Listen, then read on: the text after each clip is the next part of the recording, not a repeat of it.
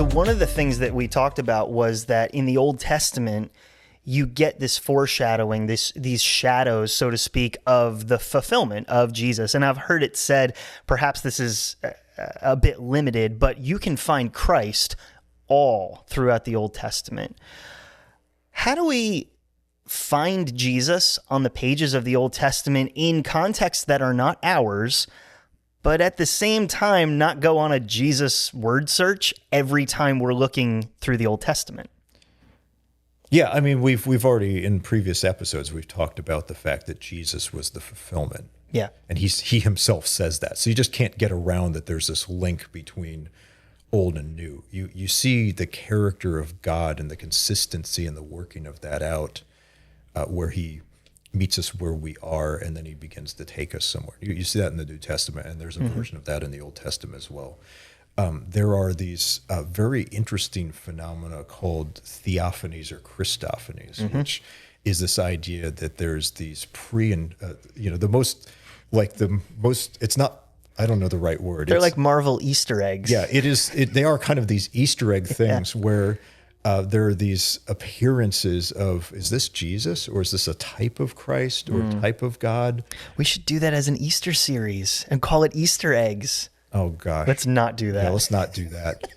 But they're so, I remember when I discovered this early in, my theology learning, it was just mind blowing. Where you see him and, oh, actually he is that type. He is this version. But you look at someone like Melchizedek, who had no mother, no father, no genealogy, just kind of showed up, did some things that looked an awful lot like what was going to happen much later. Is he the one that's that all you hear about him in Hebrews, where it says Jesus was like Melchizedek? Is he the one that shows up with the bread and wine? Yes. Interesting. Yes, exactly. So that's another picture of then when Jesus institutes communion. Yeah. Maybe a Jewish reader would have gone, oh, that's just like Melchizedek. Oh, they would have. They absolutely would have. Interesting. That's why the writer of Hebrews talks about it. He says, Jesus was like him, and it's this. It is an Easter egg. It's a foreshadowing. So there's that element to it. That's probably the most fantastical element of this.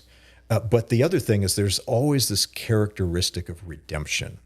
It's another thread that runs all the way through, where you look at like the book of Ruth with Boaz, who is a kinsman redeemer. He redeems Ruth, who was a foreigner.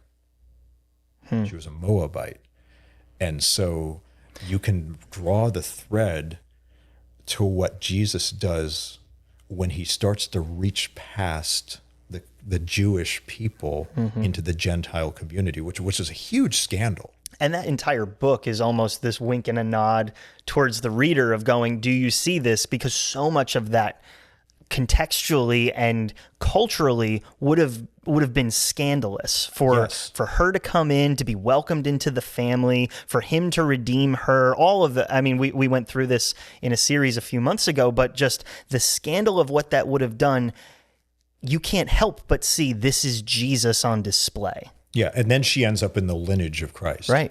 So it's not just like Jesus God reached outside of this thing and just did this kind of one-off. It's actually incorporated into the fabric of redemption. Yeah. Which culminates in Christ. You see it in the book of Joshua with Rahab, who is a prostitute, and so there's all this scandal around the Old Testament and what God does, which doesn't make a lot of sense from just a purely moralistic or practical perspective. Right. But it shows how God's reaching beyond. And you see that in the Gospels. You see that as the gospel continues to move outward, and it's towards and it's with people who no one thought anyone had any business of being in the redemptive community.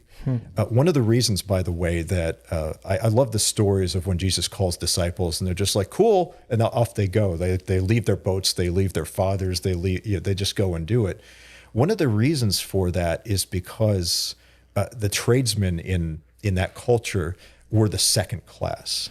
They were the ones who hadn't made the cut, for like the rabbinical they weren't the religious class. Because every particularly male child would have gone through school. Yes. And you would have worked your way up. You had to memorize the Torah. You had to, memorize the laws.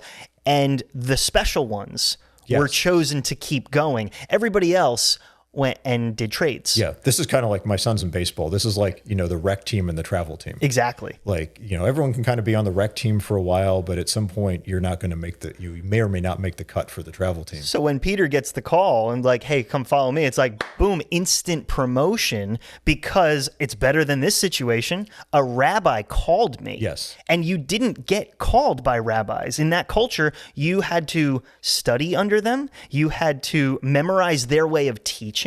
And then you had to basically test in to see if you could apprentice. So when he says, follow me, it's radical to the system, but it's an instant, oh yeah, I'm going to go do that. Yeah. And it's coherent with the system though, too, because, the way that you learned from a rabbi was to follow them around. Right. And that's why, we're like, why was everyone just following Jesus around? It's because everybody did. Even if people they hadn't connected the dots that he was Messiah yet, he was seen as authoritative. He was, that's why they called him teacher and rabbi very often. Even people who weren't his followers would do that because he fit that type of what people knew that rabbis did. Which is interesting because what you said in a previous episode was that God meets us in our culture. And he does that here, even with Jesus's institution as a teacher. He shows up in the context they would have understood and uses that as not the lure, but as the first step into their relationship with him. The 12 and then, up to 500 people constantly following him. He's consistent in that. Yeah, and it's not to say he approves or endorses our culture. Sure. Back to the Old Testament, back to the temple, back to the kings, where God's like, this isn't really my idea, but I'll do it as long as you do these things. And there's a warning that's consistent in there. So Jesus is doing that. I think Jesus is still doing that. The way we do church in America in particular, if you look back, this is one of the things that mystifies me. And there's a lot I love about how we do church. But you look back at the first century, you're like, how did we get here? Yeah. How did we get into, lights and fog machines about a first century rabbi who was poor, who went off and was crucified on a cross? And yes, there's the glory of the resurrection, but it's just like, it's so far away. And it's easy sometimes to say, well, there's always correctives and there's always a prophetic voice that should speak into what we do. Again, remember, the prophetic voice in our time is speaking to us. And we should be a prophetic voice in how we live in the world. Not to condemn other people, but to show the way of Jesus to other people, which itself is divisive. Like the reason that I think the best reason for Christians to be opposed is not because we're jerks, but because we live in such a way that is just absolutely threatening to the system that's been built around us. The system that says you need to consume and you need to accumulate and you need to sacrifice yourself to the gods of our age, which is it's achievement, it's riches, it's culture, it's political power. Those are the new pagan gods. Those are the new representations of the pagan gods that were in the Old Testament, the ones that were in the Roman Empire, that were in the Greek society around it. Those are the new versions of that. God says, be nothing like them. Be called out from them. And it's why we as the church have to be so careful, because God does meet us in a culture. He meets us in a setting. One of the reasons we do church the way we do, and I'm not just talking about us here at Long Hill Chapel, but is because it's something people at least can understand.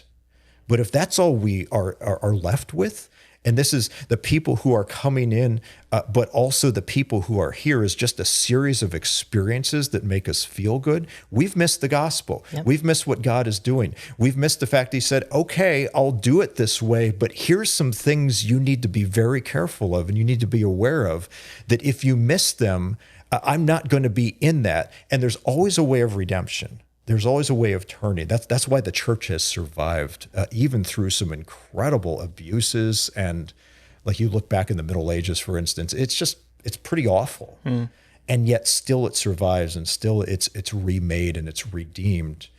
And so like Jesus does that over and over again. But there's this principle that we just have to be aware of, that there's this adjacency to culture where God meets us, but he doesn't leave us.